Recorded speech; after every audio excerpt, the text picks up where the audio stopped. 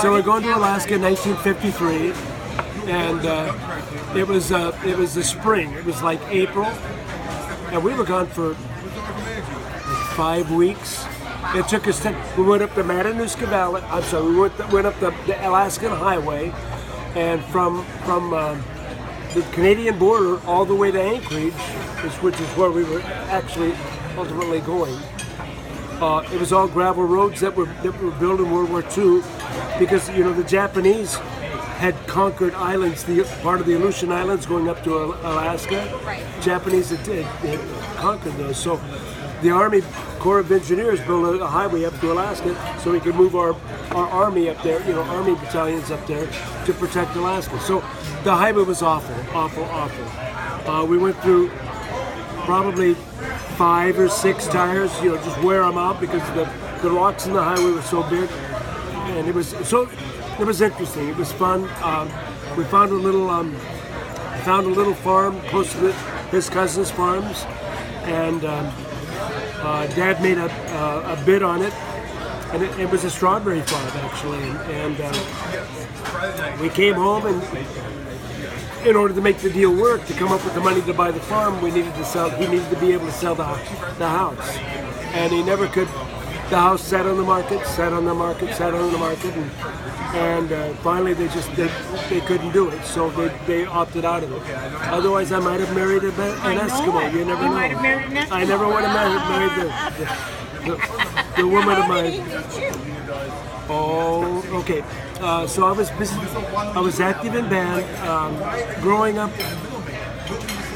when I was about in the 7th grade, I wanted to be a drummer like my oldest brother. He was my idol anyway. So I was a drummer. I got frustrated about the 7th grade. There were other drummers in the band, and I went home and told Mom I wanted to quit, and she told me I couldn't. So I kept drumming, and in the 8th grade, it was in the 8th grade with junior high. Maybe it was the 9th grade because it was still junior. It was 9th grade. One of the star drummer in the high school band, the band director threw him out of the band. He wouldn't let him compete in district contests because he had got bad grades or he'd done something wrong. So they called me up to the high school band just for the concert, and just for that one concert. And then the next year I was in the high school band. Actually, it was 8th grade, because the next year when I was in junior high, I was in the high school band when I was in junior high. Lucky. As it worked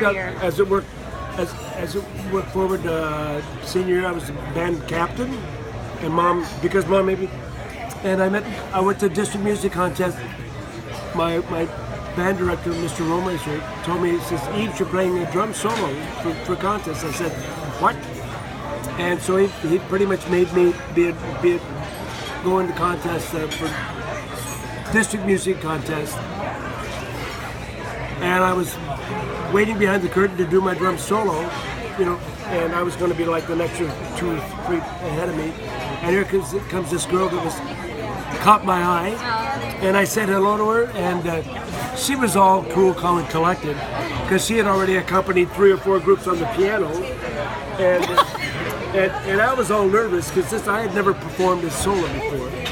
And that next fall, then, she was going steady and I was going steady, so we just said hi. That next fall, I was in my English class, and she walked in the class, and my heart did another one of the boom, boom, boom, boom. I thought, man, I wonder, this is really some girl. And I thought, now he's embellishing. No, I didn't embellish. So that Friday was a mixer, freshman mixer. I asked this girl to dance, and and when I got her out on the dance floor, I said, "Haven't I met you somewhere before?" And I checked him off as I'm not spending any time with this guy. Then I said, "Well, was it at church camp?" And she being